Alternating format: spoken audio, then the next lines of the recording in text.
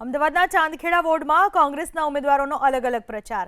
પેનલમાં પ્રચાર કરવાને બદલે રાજશ્રી કેસરી અને વર્ષા કટારા કરે છે એક સાથે પ્રચાર, તો આયાતી ઉમેદવાર સુબોધ કુમુદ કરી રહ્યા છે અલગથી પ્રચાર. જો કે કોઈ મતભેદ હોવાની વાતનો રાજશ્રી કેસરીએ કર્યો ઇનકાર. વિસ્તાર મોટો હોવાથી અલગ અલગ પ્રચાર કરતા હોવાની કરી વાત. આયાતી ઉમેદવાર સુબોધ આનંદે સ્પષ્ટ કર્યું કે હું ગમે ત્યાંથી ચૂંટણી લડી શકું છું. મને ટિકિટ મળતા કોઈ કોંગ્રેસી કાર્યકરે રાજીનામું આપ્યું નથી. અલગ અલગ પ્રચાર જોવા મળ્યો. 4 ઉમેદવારમાંથી અલગ અલગ પ્રચાર કરી રહ્યા છે. અમદાવાદના ચાંદખેડા વોર્ડમાં કોંગ્રેસના ઉમેદવારો પેનલમાં પ્રચાર કરવાને બદલે રાજશ્રી કેસરી, વર્ષા કટારા આ બંને એક સાથે પ્રચાર કરે છે અને આયાતી ઉમેદવાર છે સુબોધ કુમુદ.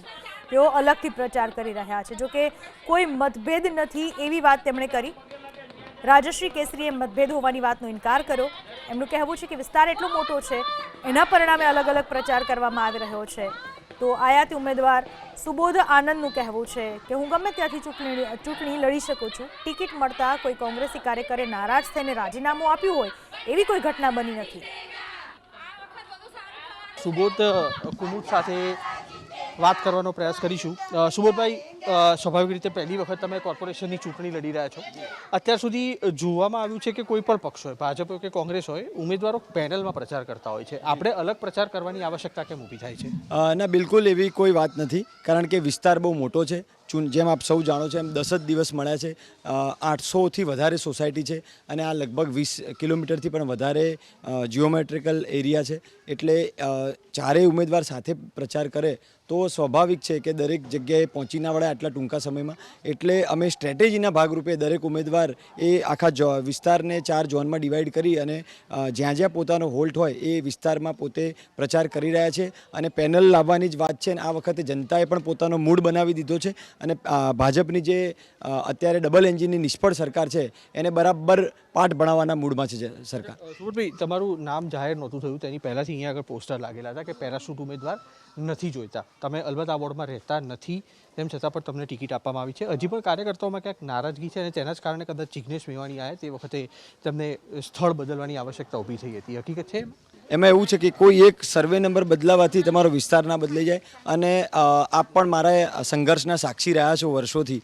ફક્ત ચાંદખેડાની સમગ્ર ગુજરાતે મારો વિસ્તાર રહ્યો છે અને સમગ્ર ગુજરાતમાં જ્યારે જેને જે પણ પ્રકારની જરૂર પડી હોય ત્યાં હું ખડે પગે રહ્યો છું અને એમના હક અને અધિકાર માટે સતત અવાજ ઉઠાવ્યો છે. એટલે જ્યુરિસ્ડિક્શનનું બાદ એ મને નડતું નથી, કારણ કે આખું ગુજરાત અને આખો દેશ એ મારો છે અને જ્યાં પણ જેને જેવી પણ જરૂર પડશે ત્યાં જવા માટે હું કટિબદ્ધ છું. સુબોધભાઈ, તમે અત્યારે પ્રચાર તો કરી રહ્યા છો પણ હજી પણ ચાંદખેડા કોંગ્રેસના કેટલાક કાર્યકર્તાઓ છે તેમાં નારાજગી છે કે ટિકિટ છે તે વોર્ડના આંતરિક કાર્યકર્તાને આપવા જેવી હતી. તમને લાગે છે કે તેના કારણે ચૂંટણીનું પરિણામ છે તેની પર અસર પડશે? નહીં, એટલે નારાજગી હોવી એ સ્વાભાવિક વસ્તુ છે કે દરેકને પોતે એક મેઇનસ્ટ્રીમ પોલિટિક્સમાં જ્યારે જોઈન કરેલું હોય તો મહત્વાકાંક્ષા હોય કે ભાઈ હું પણ ચૂંટણી લડું, ને એમાં કોઈ ખોટી બાબત પણ નથી. એટલે ક્યાંક ને ક્યાંક થોડું ઘણું મનદુખ થયું હોય, પણ અત્યારે હાલ જેટલા પણ કાર્યકરોએ ટિકિટની માંગણી કરેલી એ તમામ અમે એક સાથે મળી અને કોંગ્રેસની અહીંયા પેનલ બને એ દિશામાં પ્રયત્ન કરી રહ્યા છે. અને નારાજગીની વાત કરીએ તો અમારા એક પણ કાર્યકરે રાજીનામું નથી આપ્યું. તમે જુઓ તો ભારતીય જનતા પાર્ટીના 18થી પણ વધારે લોકો રાજીનામું આપી ચૂક્યા છે.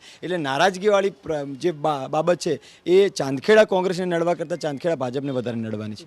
પ્રચાર અત્યારે તમે કરવા માટે નીકળ્યા છો, મહિલાઓની ટુકડી અત્યારે અહીંયા આગળ સાથે છે. સામાન્ય રીતે એવું જોવા મળતું હોય છે કે તમામ ઉમેદવારોની પેનલ આખી પ્રચાર કરતી હોય છે. આપણે ત્યાં કેમ અલગ અલગ પ્રચાર ચાલી રહ્યો? મારી સાથે મહિલાઓ વધારે છે એટલે અમે 2 મહિલાઓ એક સાથે પ્રચાર કરીએ છીએ. 2 પુરુષો અલગ અલગ જગ્યા ઉપર કરે, કારણ અમારો 22 કિલોમીટરનો વિસ્તાર છે. 22 કિલોમીટરના વિસ્તારમાં બધાની એક સાથે પહોંચી વળીશું નહીં, એટલા માટે અમે બંને અલગ અલગ થોડા ભાગ પાડેલા છે. બેન, સામાન્ય રીતે 4 ઉમેદવારોમાં તમે સૌથી સિનિયર છો, સૌથી અનુભવી કાઉન્સિલર છો. આપને નથી લાગતું કે જે રીતના શરૂઆતના તબક્કાથી જે પેરાશૂટ ઉમેદવારનો મુદ્દો ચાલતો આવ્યો છે તે પ્રચારમાં પણ જોવા મળી રહ્યો છે, અથવા તેના કારણે જે અન્ય ઉમેદવાર છે તે અલગ જગ્યાએ પ્રચાર કરી રહ્યા છે? બિલકુલ એવું નથી. શરૂઆતમાં એવું હતું કે સ્થાનિક ઉમેદવારની લોકોની માગણી હતી, પણ અમારી માટે અમારો પંજો એ અમારો ઉમેદવાર છે અને પંજાને લઈને અમે લોકો ચાલી રહ્યા છે. અમુક કશું જ નથી, પંજો અમારો ઉમેદવાર છે. કયા કયા મુદ્દાઓ બેન અત્યારે પ્રચારમાં મુખ્ય લેવામાં આવી રહ્યા છે? અત્યારે મૂળભૂત પાયાની જરૂરિયાતો, રોડ, રસ્તા, ગટર પાણીની લઈ રહ્યા છીએ. સાથે સાથે જે મુખ્ય જરૂરિયાતો છે જેમ કે સ્વિમિંગ પુલ છે, લાઇબ્રેરી છે, જીમ છે, હોલ છે, આવી બધી જરૂરિયાતોની સાથે પણ અમે લોકો ચાલી રહ્યા છીએ. લીડની કેટલી અપેક્ષા છે રાજશ્રી કેસરીને? રાજશ્રી કેસરી ચોક્કસથી જીતશે અને 1000% સદનમાં ફરીથી બેસશે.